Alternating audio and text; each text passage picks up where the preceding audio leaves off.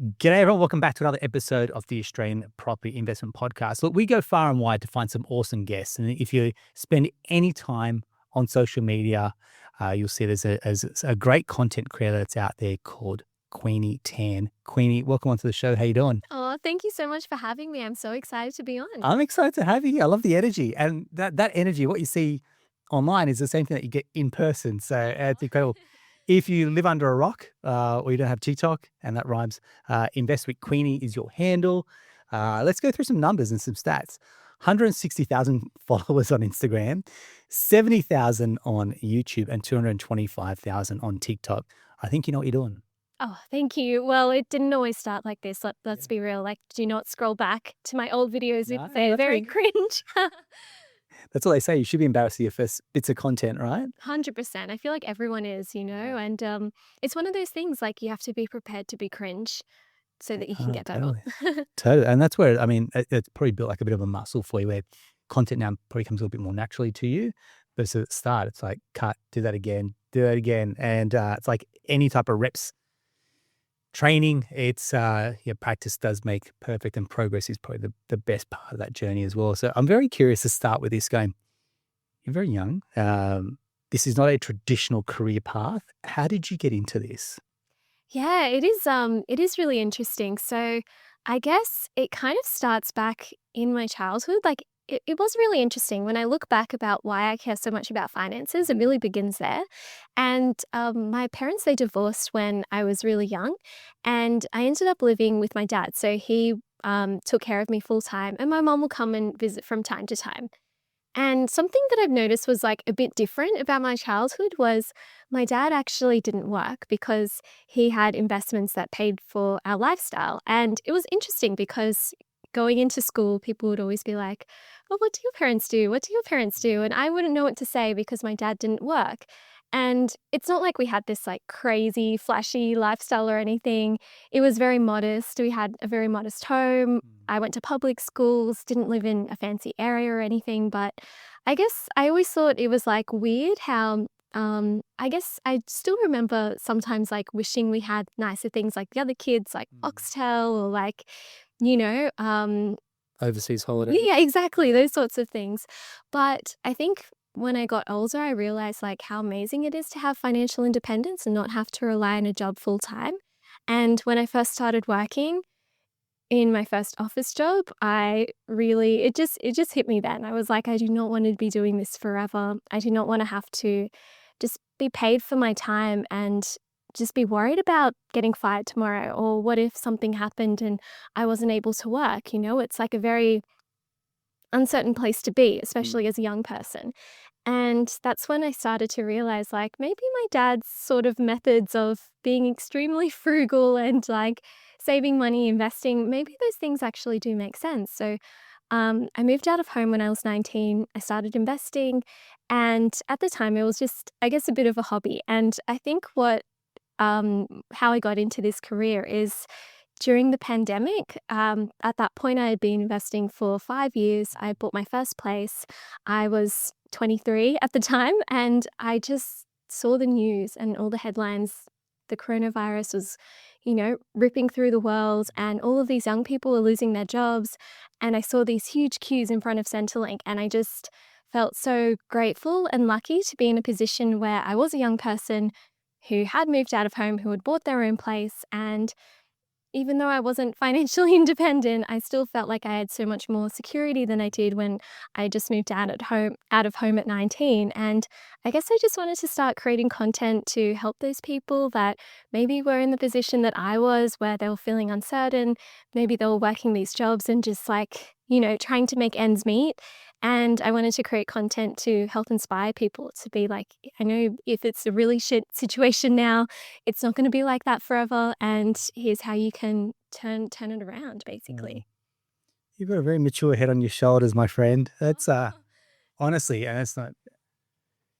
And content, I guess, from you has come from a place of a personal journey. So it's probably where it really shows up that this is natural to you. There's no sales agenda that comes with it, for example. But you're living and breathing it yourself, which becomes really important. I want to go back to a point that you said, hey, look, I'm working this office job.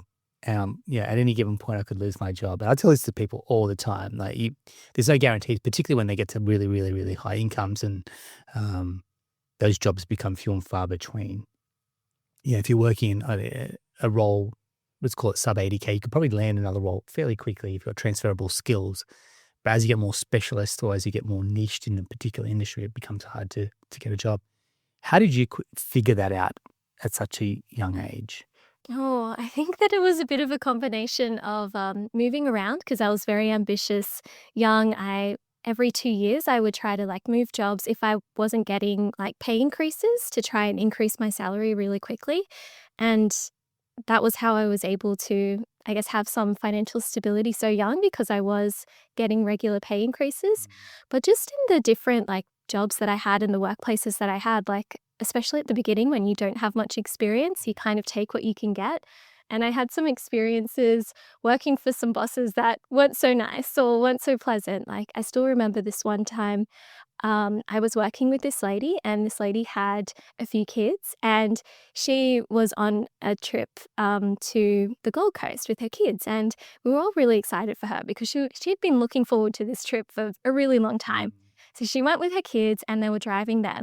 And then she called our office and she said, we're trying to drive back. We're on the way back in the car, but something happened with the car. I think there was a flat tire or something, and we need to stay the night in a motel. And she was just telling our boss, like, I'm so sorry. I was supposed to be in work tomorrow, but is it okay if I come in the day after or the day after that?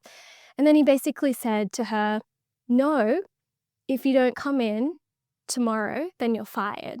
And I just remember like hearing that, and I was just like, oh my gosh, like it was just not just for like feeling bad for my colleague, but just like that uncomfortable feeling like, that could be anyone. And it's like not an unreasonable request. Like you could really tell she wasn't trying to lie, or like she wasn't chucking a sickie or anything. Like she was completely honest about what had happened. And he was just being completely unreasonable. So I think those sorts of jobs, I was like, oh gosh, like I do not want to be walking on eggshells and, basically trading my time for money, because it can be really difficult, especially when you're in a position where, you might not have a lot of experience and you kind of have to take what you can get with jobs. Yeah. Nicely said. Thank you very much. And again, going back to your example with your dad, where you looked at your dad and you didn't have to work. But I think also what you've got a massive amount of benefit is time with your dad. Like seeing him be present, being around, I'm assuming drop-offs or pickups, for example, your dad's there, and there's probably not a lot of dads that do that back then as well. I'll occasionally do it with my little girls, and I think it's a little bit more mainstream now, but back then I'm assuming it was quite progressive growing up like that. Yeah, for sure. And I think that it made me realize, like, yeah, you can really do anything that you want in this life. And you don't have to look at what society tells you need to do. You don't have to take the path that people tell you to take. It really can be up to you if you're willing to kind of make those maybe short-term sacrifices for some long-term benefits. And especially time with your family is so important, and like kids and being able to spend your time meaningfully, I think is so important. And that's why I'm so passionate about personal finances. And I'm sure you are too. I am. Look, my philosophy. I hear where you're at. So my philosophy is, you can come to this country, and I see this all the time with a lot of migrants, and within one generation, you can change the entire financial trajectory of your bloodline. Like, I don't think there's very many countries in the world that you can make such a rapid acceleration in terms of your wealth position within, not like your kids, within your own lifetime. Literally within about 10, 15 years, if you invest well, you can get the fruits of that labor pretty quickly. And that's why I feel so genuinely passionate about this, going, I don't think you realize what a golden opportunity we have. And when people talk and complain about the property market and not being able to get in, I don't think it's a financial thing. I think it's a mindset thing that really holds them back. And I know you and I are going to talk a lot around mindset and limiting beliefs as well, because it's obviously we sing from the same hymn sheet in that perspective. But I think for me, when I see what this country can give to people and offer to people, like you can get into ETFs with a little bit of money. You can buy some shares. You can complain about the banks making major profits, or you can choose to buy CBA shares. you got two options at that point. CBA shares are, I'm not saying they're going to always go up. They're going to do their thing with or without you. Same as the property market. And I think for people like us, we've got nothing. Sure, I've got a business. Our business will continue with or without people jumping on board. Same as probably your level of content and what you do as well. So there's no commission breath that comes out, and it's going, hey man, do you realize the opportunity that you've got? And if you don't take action, you're going to get left behind. Absolutely. I completely agree. Actually, I mean, my daughter now, she's just over a year now. And I look at her and you know how people always say, oh, I wish I invested when I was born, or I wish I invested when I'm a baby. And just looking at her makes me realize like, oh my gosh, what will be the things that she will be looking back, when she's say 30, she'll be looking back 30 years ago and being like, oh, that was such a great opportunity. I wish I did that when I was a baby, like there are totally opportunities all around us, Well said. So I guess your ability to fall into this, like, how did you start what you're doing now around content creation? So I started during the pandemic Yeah. because I was working from home. I had a lot more time, couldn't go out, couldn't socialize, couldn't do much at that point. So I was like, yeah, it might be nice to start this side hustle. I kind of already always knew that I wanted to create some sort of like online business, talking to people about money or just getting ahead in personal development, those sorts of things. And it was just really the perfect opportunity for me to start. So I started small, just posting a few videos here and there, and never really thought that I would be able to turn it into my actual job.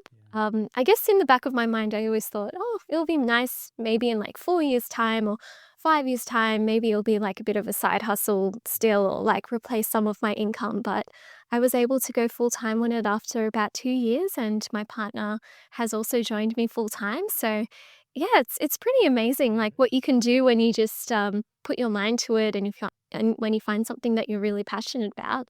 And now I'm also licensed to give general advice, so I can give general financial advice, talk about different ETFs, stocks, those sorts of things, and different options for people. So yeah, I feel like it's nice. Like it didn't always start. It didn't start so easy, and the content at the beginning is very cringe. And I still remember my first video I posted. No one watched it, for one. And then I think I posted it to my personal Facebook page, and then somebody that I knew in real life commented, and he was just basically like making fun of me. And I was like, oh no, what am I doing? Like, this is so embarrassing. But I think that you have to get over those kind of hurdles in order to build something that you're really proud of. And I think now I realize, like we spoke about limiting beliefs, but I've been doing a lot of, I guess, introspection work on myself and trying to progress myself in all areas. And something that I've really, really realized is it's really interesting. There's this term in psychology called the shadow self. And basically, it's the part of ourselves that we kind of like to hide away and we don't want to show the world. And the way that you can get an insight into your shadow self is to have a look at the things that kind of annoy you about others. And I'm not talking about like things that are very obvious, like, oh, if someone's a psychopath or someone's a murderer, then I don't like that. It doesn't mean that that's your shadow self. It's more like the weird irritations that you have. Like, for example, for me, if I see someone acting selfishly, like I might think, oh, that person's so selfish. But I realized in my shadow self, I want to be a little bit more selfish sometimes and put myself first. And what I've realized as well is when your biggest critics, when you're putting yourself out there on social media or in your job or in your career, the people that try to put you down, it's actually more of a reflection on themselves than it is about you. And it's probably an insight into their shadow self, because they're like, it's not like you're doing anything wrong by putting yourself out there. You're not hurting anyone. Yeah. So why does it trigger people? Yeah. Yeah, why does it trigger people? And I think sometimes it's because some people wish they could do that, but maybe they're not allowing themselves to as well. So now I've realized, like, obviously I do take constructive sorry. Oh, yeah, thank you. Obviously, putting yourself out there does come with constructive criticism, and I'm always open to that. But it's more like those things that are like, oh, when people are just ticked off just for you putting yourself out there, I've noticed might be the shadow self, Yeah. And I guess you just get to a point where either you don't read the comments or you just don't care at some point now. He's going, I'm doing me, you do you, boo. And we all get on with it. He's yeah, cool. There'd be people listening, and only our listener, because I'm really fortunate. A lot of people that are listening will reach out at some point. I get a kick out of that. So if you are listening, you do reach out. Just know that I will answer the phone when they make appointments. And I speak to them like they've got this itch they want to scratch, whether it's a career change, whether it's, hey, look, I really want to. Some clients want to move into a buyer's agency role. They want to move into this different part of life, and it's a little bit this like fear of the unknown, not willing to back themselves or take a risk. And here you are. Granted, you may have youth on your side, but you go, look, you had a mortgage, you had bills to pay, and you still took a chance on yourself. If you're saying to someone, hey, you can do this, and I've done it, what other advice do you have for something in that situation?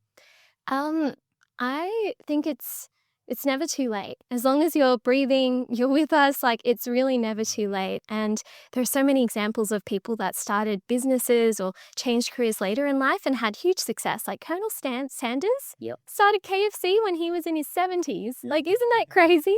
And I always I think what I've realized is time will just move on, whether you're doing what you enjoy or chasing your dreams or not. Like regardless, time is just going to move on. So you either are going to do those things or you're not. And one of my friends, I've got two friends and they both want to get into real estate. One of my friends, she's in her late 20s, she's 29. She really wants to get into real estate, but she's in such a good role in sales that she's like, oh, I don't want to start from scratch again and move into real estate. And I'm like, that's such a shame because I also have another friend in her 40s and she's also in a similar position. She's like, I really want to get into real estate, but I don't want to start from scratch again. And I'm just thinking like, these are two different people. But imagine if they were the same person, like imagine if my friend that started when she was 29 moved into real estate. By the time she's 40, like my other friend who still wants to get into real estate, she would already be well into her career. And I've just realized like, yeah, it's so important to I know it's not always easy.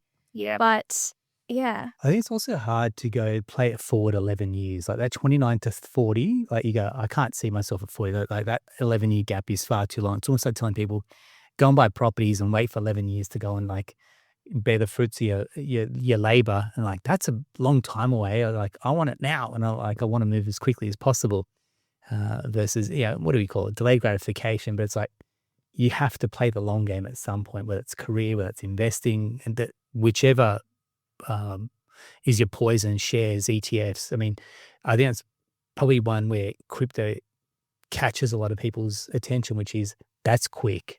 Like that can be a very quick asset class. You don't really get that in many other investments where it can move so quickly and make people a lot of money. And I think we see that a little bit. And so it almost feeds into that further going, if I slow down to speed up, it's a very slow trajectory to get an 11-year career in sales. But I mean, for us, even in our industry, the top 100 mortgage brokers probably have a tenure of somewhere like 8 to 10 years minimum on average. And that says a lot about playing the long game. Yeah. For sure. Yeah. And I feel like money, it really does come when you're ready for it. Like sometimes if it comes too quickly and you're not ready for it, you could end up losing it all, like a lot of the pro athletes, as soon as they get, start earning a lot of money, they lose it all. I mean, 60% of NBA players will end up broke. Yeah. That number on the basketball, that number blows my mind. I'm like, how did they go from earning millions and millions? And then you start to listen to like how quickly it comes in, how quickly it goes out. Yeah, whether that's scaled, whether you're earning millions or you're earning 100,000, how quickly it comes in versus how quickly it goes out is a rule. It's a real behavior. Absolutely. So that's why I think it's actually good, that sort of slow, steady pace, although it can be annoying. You're like, why aren't I rich yet? It actually can be good because you're preparing yourself to have wealth. And when you do have wealth, which will come when you put in the steps and you put in the work, you'll know what to do with it when you actually do accumulate that wealth. Nicely said. Thank you very much. You quickly just glazed over the fact that you bought your first home at 23, and people listening go, bloody hell, how did you do that?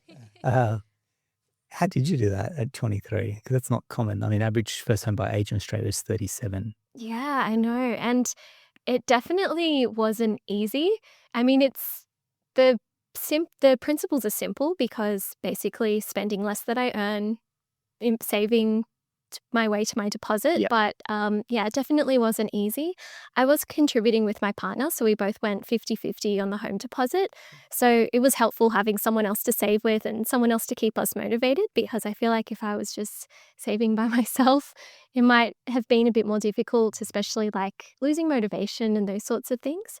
But yeah, basically the way that we were able to do it so young was I moved out of home at 19 and moved in with my partner, and at that time had no money. Basically, it was he was doing an internship, I was working 2 jobs and studying at the same time. Like our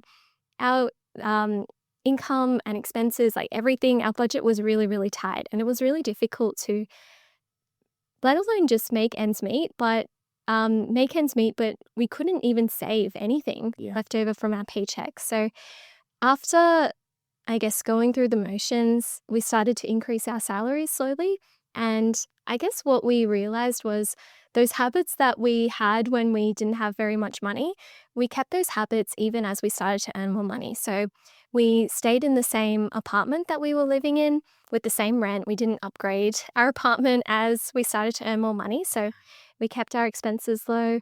We would bring our lunch to work every day at the office. So make it at home, bring our lunch to work, because we realized by going and getting takeaway every day, that could easily be, $15-$20 on lunch out every day. And it really does add up. Things like coffees we would make at home, bring to work. And yeah, I kind of do regret some things looking back, because I do think that I was quite hard on myself.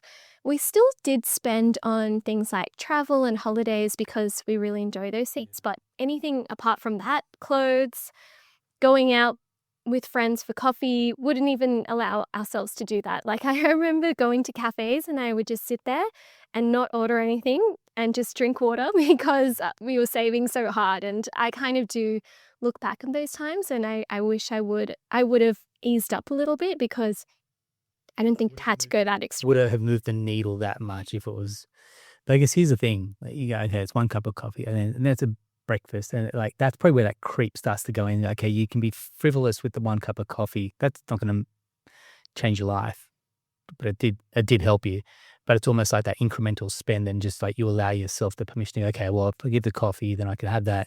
Then I can have the banana bread, and it would slowly add up. So I think the discipline is probably the most important part. Had a goal, alignment with the partner is what I'm hearing as well. That becomes huge. Like that's probably where I see a lot of partners probably have that misalignment. We speak a lot about that in this podcast when you're trying to invest together or do like buy a home together. That sense of alignment is you can't build a house with 2 different blueprints.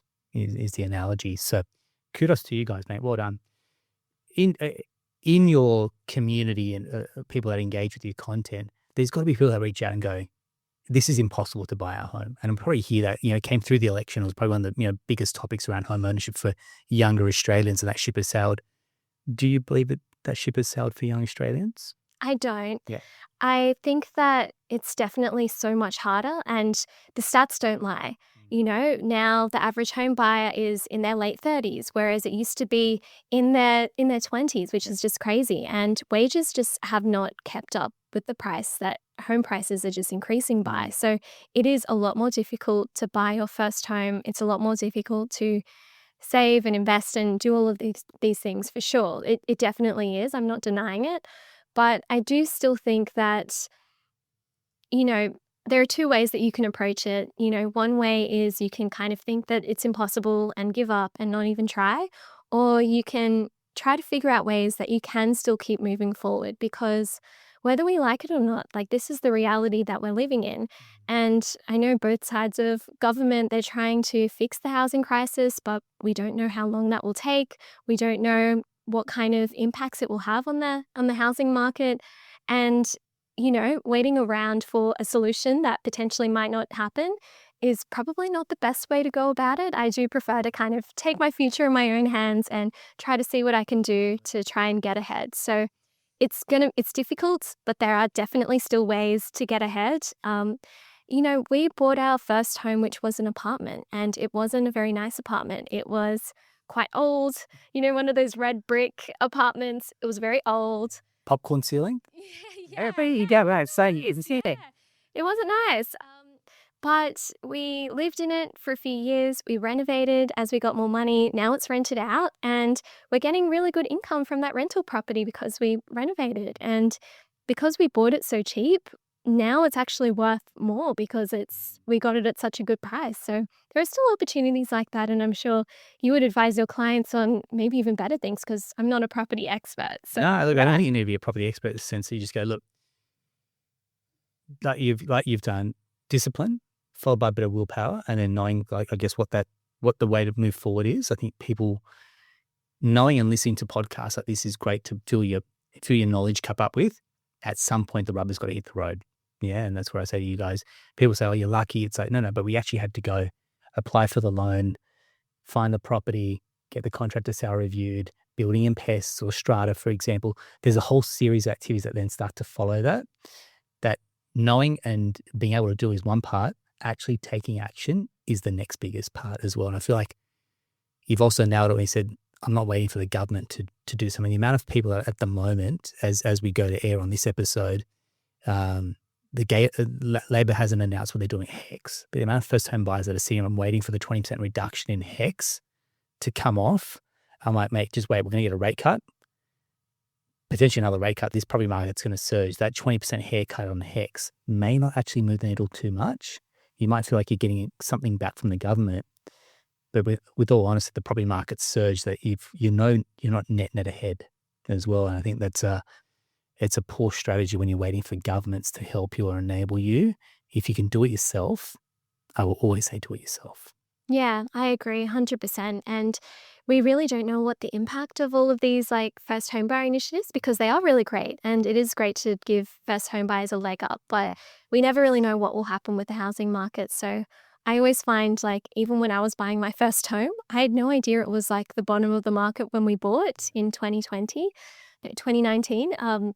But looking back now, it was actually the best time to buy. But I still remember the headlines were like, oh, the property market's going to fall further. 30-40%. Wow. And then, just wait until you're ready to buy. And that's the best time to buy. Well said. Buy what you can, when you can, where you can. Yeah. This will take care of itself. Thank you very much. You mentioned, and again, when you talk with your content, you're cutting across different asset classes to invest in. So you've got crypto, ETFs, shares, property, for example. Some people invest in gold, and people are coming to you going, hey, should I diversify? Should I kind of spread my risk or spread it across the different asset classes, or do I go all in? Now, this is, again, case dependent, not financial advice, in the sense that everyone will differ and vary in terms of what their means and their ability is. But what's your, because I hear diversification is diversification. Oh, yeah. Or hey, is it smart just to spread a bit of risk as well? What are your thoughts? I guess everyone's different. Yeah. I personally like learning about lots of different assets, and to be honest, I would get a bit of FOMO if I wasn't in all of them. I know myself. If I didn't have a little bit of Bitcoin, I would be getting FOMO and buying Bitcoin at the worst times, or just buying things just out of FOMO. But I find that having diversity in my portfolio, a bit of property, stocks, a bit of crypto, like a tiny bit of Bitcoin, gold as well, I find that whenever the market fluctuates, like it always does, if the property market's up, then I feel good because I'm like, oh, I've got a bit of property. That's amazing. When the stock market's up, I'm like, yay, I've got a bit of stocks. Or when crypto's up, I'm like, yay, I've got a tiny bit of Bitcoin and I've got a tiny bit of gold. It kind of feels good knowing that it's all balanced. And the good thing is, kind of, because all of these assets, they don't go up and down at different times. So I might have some times when, let's say, the stock market is down, but property is up, or the stock market is up and the property market and crypto markets are down. I kind of still have one asset class that is still up, and it kind of balances out the risk in my portfolio. So I do like having a bit of everything because, I don't know, just feels good. What about you? Diversification or diversification? Look, I think it's smart when you've got the ability. So I'll like you said, everyone's slightly different. Some in their 20s, generally, I say, look, they're starting out their career, so they've got lower incomes. The worst income you'll have in your lifetime is in your 20s. And you probably, if you're renting, there's not much left over like you had. So there's not much to invest at that point. Okay. So you could probably get in shares, get out to then go into property. And that's a good stepping stone approach, I would say. If you're trying to like accelerate your ability to save, if you don't have to bank your mum and dad, for example, you have a high deposit, and that's one good stepping stone. Some clients will get shares through their employer, so I think don't sell that. Kind of park that, pretend like it doesn't exist, and that can be in the background.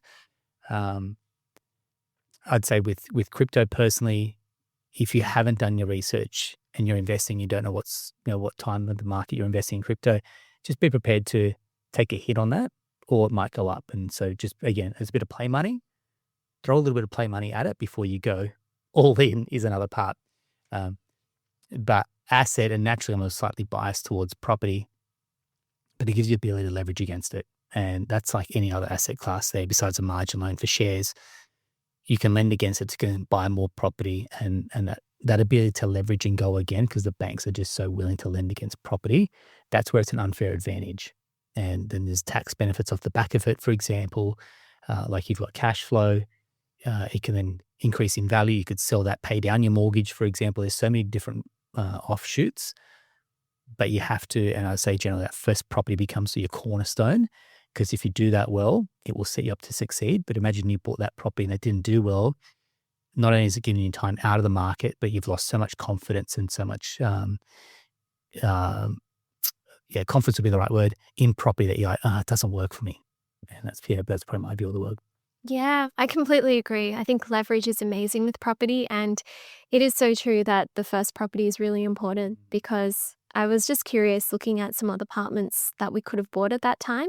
And even though we bought almost at the bottom of the market in 2019, 2020, like there were still apartments that we could have bought that we were looking around at that time that have lost money. So if we bought it, we would have lost money, which is crazy. So yeah, I'm glad that we're up on our investment. If we sold it today, we would have made a good profit, like not crazy, but like pretty good for an apartment. And it's really important.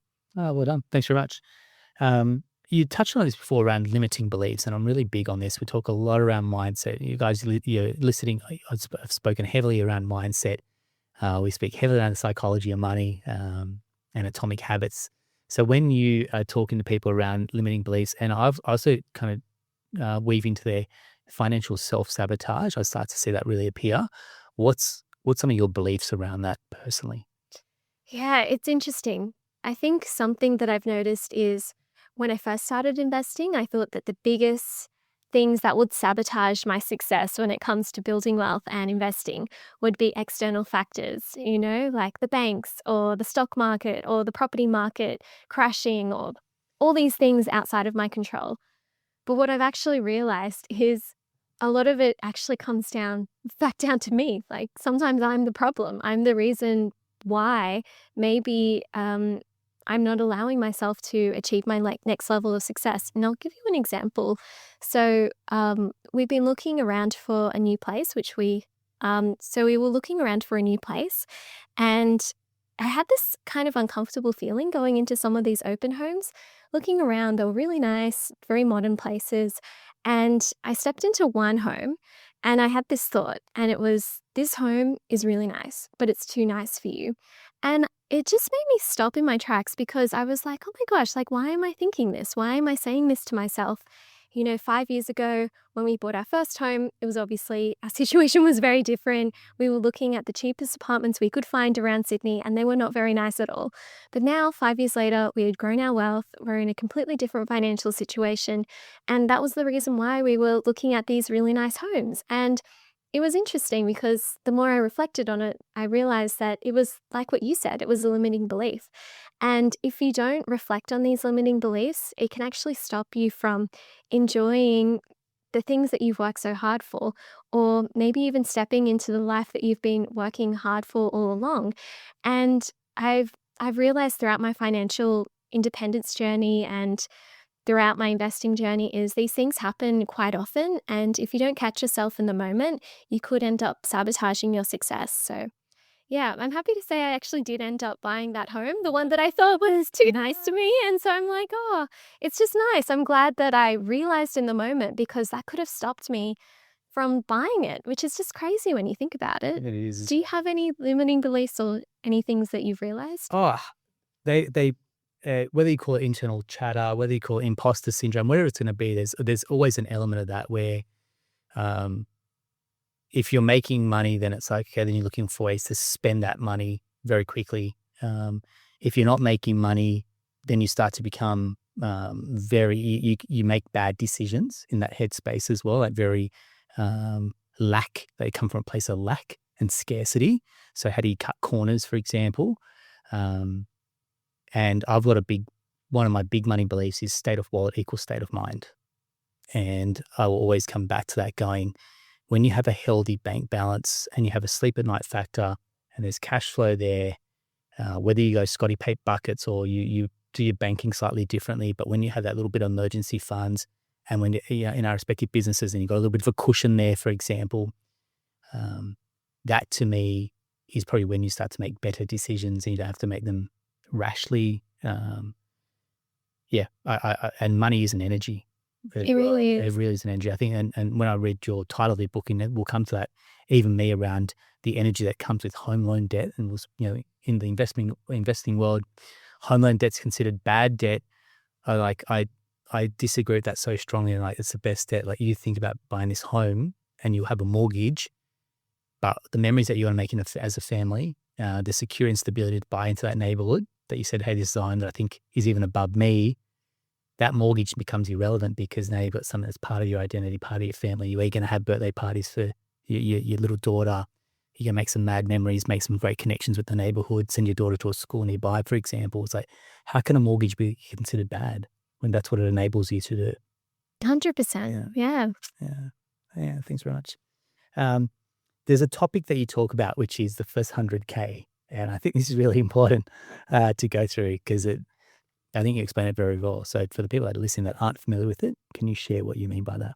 Yeah. So there's this really famous quote from Charlie Munger, bless him. Rest in peace, Charlie Munger. But basically what he says is the first 100,000 is always the hardest. And I was really curious about this. So I started to do my own kind of research on it, playing around with some compound interest graphs basically. And if you're listening right now and you want a fun activity to do, you can get up a compound interest calculator and just type in a couple of these numbers. So let's say you have $100 a week to invest.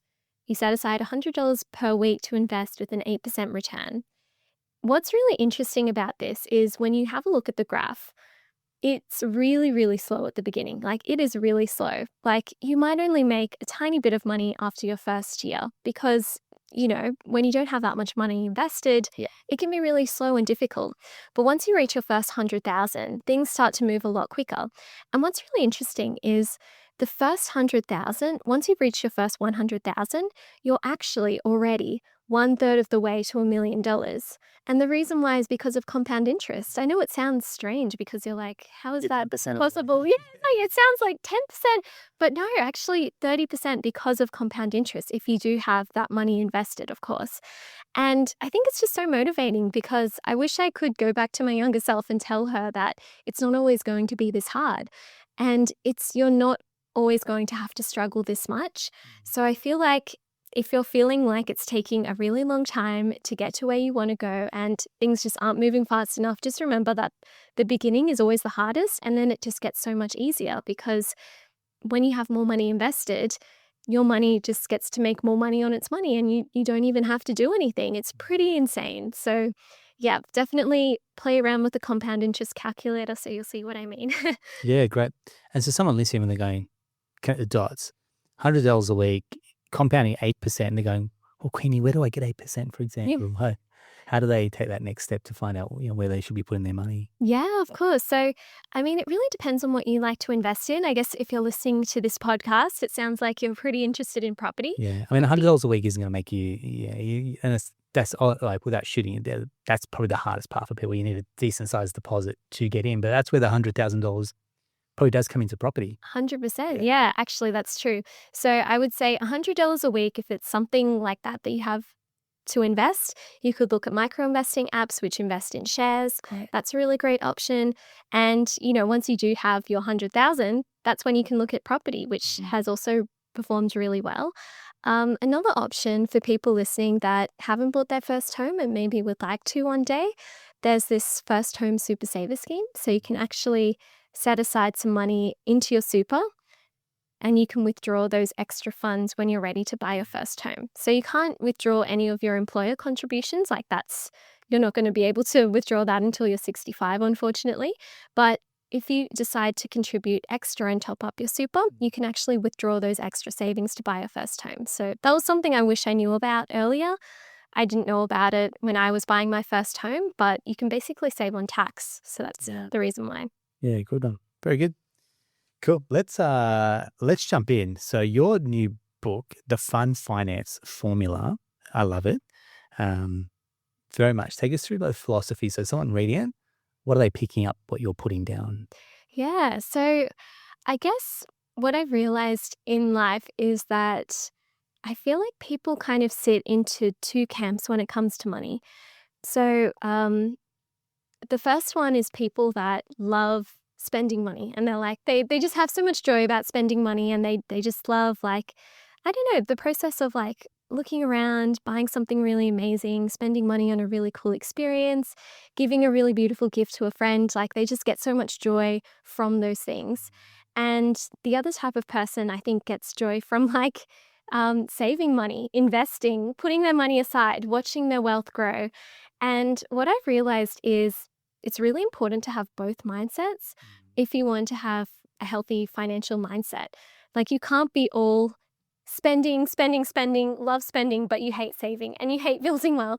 And you can't be all like building wealth, yay, like compound interest, but then you never actually end up spending any of your money. And I have been in both groups at one point in time and completely ignored the other. And I realized that it kind of leads to feeling a little bit like, let's say there were these times when I would just spend all of my money on fun stuff, traveling, going out with friends, which was really great. But then I had this nagging feeling in the back of my mind and this thought that was like, but you're not investing. How long are you going to keep this up for? How much did you spend last month? And it didn't make me feel good. And on the other side, there was this time when I was really frugal and I wasn't enjoying myself, and I was skipping coffees and going out with my friends, being really frugal and just depriving myself. And that wasn't very much fun either, because I was like, yeah, I've got my deposit and I've got my apartment, but like, what's it for? Like, what's the point, And I think that it's really important for us to have both of those mindsets, like if you can enjoy the process of saving money and investing as much as you enjoy spending money, and the reverse, then you're going to have a really good time with your finances. So that's what this book is about. It's for people that maybe they're really sorted with the wealth building stuff. They're really good at that, but they want to find ways to make money fun and like meaningful and spend on things that they enjoy without feeling bad about it. This book is for you. But then on the other hand, if you're somebody that loves spending money, you get so much gratification from that, but maybe you don't really enjoy the process of like saving and investing, then this book is also for you, because I talk about ways that you can actually make it fun and addicting, but in the best possible way. Kind of like, I don't know about you, but I always get like this dopamine hit whenever I like make a bit of money. Like, it doesn't matter how much it is, but I'm just like, yay, it feels good, And and that game of like trying to save more, I think even just the target, like for me, I used to have a visual spreadsheet. Like, did it go green when I got to the savings target, or red when I was like at the month end? Nah, didn't have my savings target met. So I think if you can find a way to mentally play a game with yourself, for example, it's maybe another challenge you could throw down at that point. I've also done some research. You have an online sort of platform, or you got a service there which is called BillRoo. Yeah. Brett, take us through that. I'm very curious to find out how you've gone about building this, and then who does it serve, and what problem does it solve as well? Yeah, of course. So I have a really amazing community and I love creating content, but also similar to like working a job, sometimes I realize like, it's amazing being able to create content and like do what I do full time. But at the same time, I kind of wanted to have something, some sort of like software company that could kind of like run in the background when maybe I wanted to take a bit of a break, because it's really difficult being an entrepreneur, like having to be on call all the time, like even on holidays or Well, I mean, your base is your business. Yeah. Exactly. It's really difficult. So I started this as kind of like a side hustle because I've put aside some money to invest in it and I wanted to see where it would go. I didn't like go all in all at once. I kind of tested the waters first. I released like a free budgeting template for people to download to see if there was any traction there. A lot of people downloaded it, so I was like, I feel like it's good momentum. Then I started to build like an MVP product, put in a bit of money to like just a very basic kind of budgeting tool. People liked it, so I've kind of like progressively increased the amount that I've invested in it, and yeah, so far it's going well. I do admire that about what you've done. Most people would rush to build this massive finished product, right? And it's like, it's got to be perfect and take it to market. Whereas your stepping stone, which is how I'll launch it and leave a few breadcrumbs in terms of success. It's a very smart approach. Good on you. Oh, thank you. I think sometimes maybe I'm a little bit too risk averse, so I kind of wish I like sometimes, but I guess you always want what you don't have, like the mindset. But yeah, it's going well so far. I guess I wanted, and I'm sure you would know, like being a business owner, you know exactly where your business money is going. So you know how much you get paid, you know where your expenses are. Like I had that very clear, like from doing 5 years of like running my own business. Yeah. Basically, like I knew exactly where my business finances were. But one thing that I really struggled to find was like a really good tool for personal finances. And I've tried so many different budgeting tools and apps out there, and I couldn't find one that really did everything that I wanted it to do and gave me the numbers in a really clear and motivating way. So that's the reason why I wanted to embark on this journey. And yeah, it's been a lot of fun. It hasn't, I guess I haven't broken even yet, but I definitely do see where it's going and I can see how excited people are about using this tool. There was this one lady that it was really interesting. I had this little budgeting workshop for the very basic MVP version. Had a few people in. It was a group of women and we were doing our budgeting together. And I remember leaving that meeting feeling really defeated because the tool was not quite where I wanted it to be. And there were so many problems with it. And I was like, oh my gosh, this is a nightmare. And what was really interesting was one of those ladies from that group, she had actually kept on using that tool.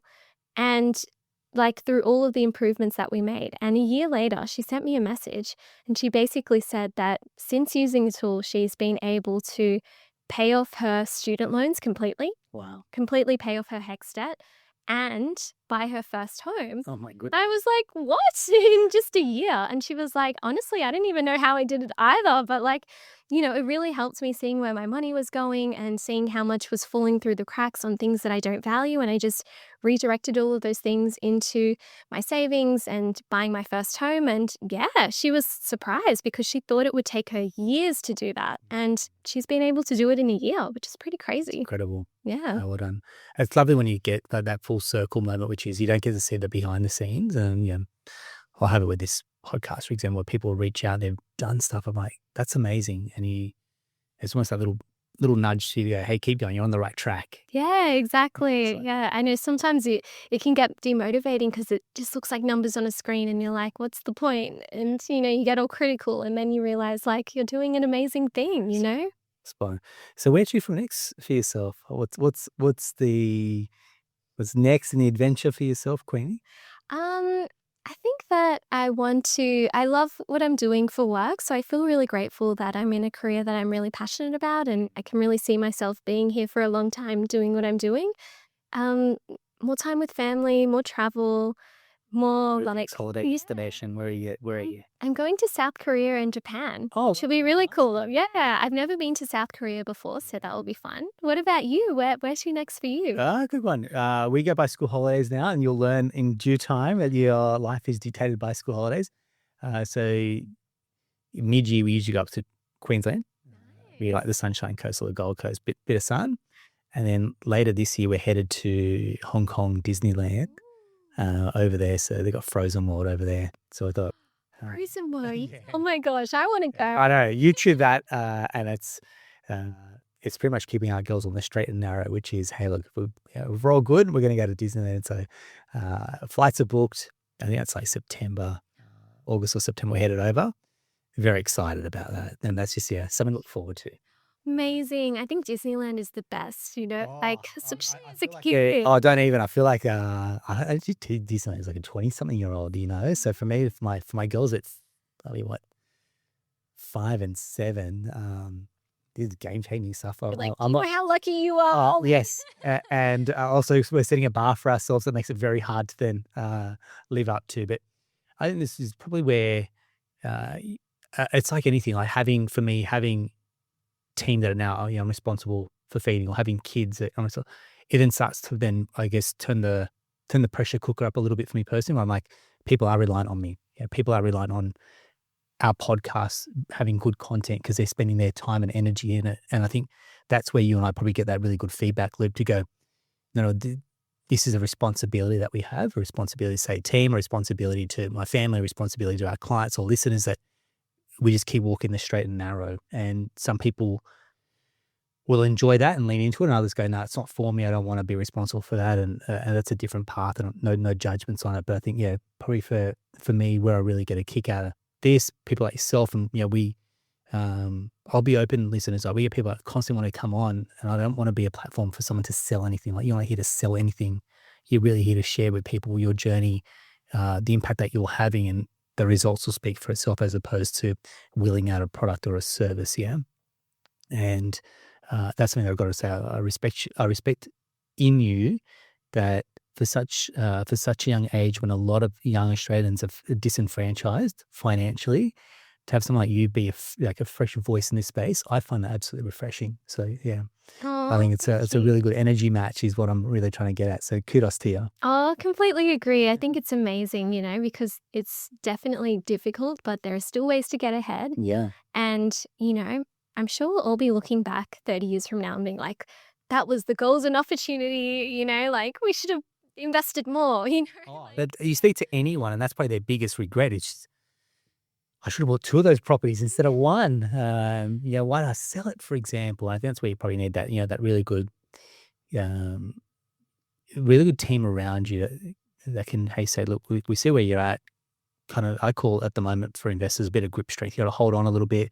Yields aren't great. Rents have dropped a little bit. So it's like, hey, cash flow wise, you got to hold on, but your future self will thank you for it. So what are you doing, today that your future self will thank you for? And if you've listened to this episode, you love it, we'll include links to all your socials as well. And then for one lucky listener, if you drop us a DM, say what you loved about this episode, we got a copy of Queenie's book to give away as well, which when that comes out, I'm sure will do really, really well. So good luck with your launch. I can say, having written the book and published it, it's a lot of behind the scenes work as well that goes into crystallizing your beliefs, because you're putting pen to paper, and now it's out there for everyone. But I think you're used to being the public spotlight, so it's probably something that came as a next logical step for you anyway. Oh, yeah, it's scary, but I'm excited. Yeah. Well done. Hey, thanks very much for joining us, Queen. Really appreciate it. If you've loved this episode, hey, look, and you've got someone in your circle that could do with a bit of a nudge financially to take that next step, happy if you share this episode. Don't generally say that ripple effect starts to get bigger and bigger for people that are sharing this episode, maybe their children, maybe their friends, a partner, for example, just to go, hey, you might like this one, and hopefully it resonates with them as well.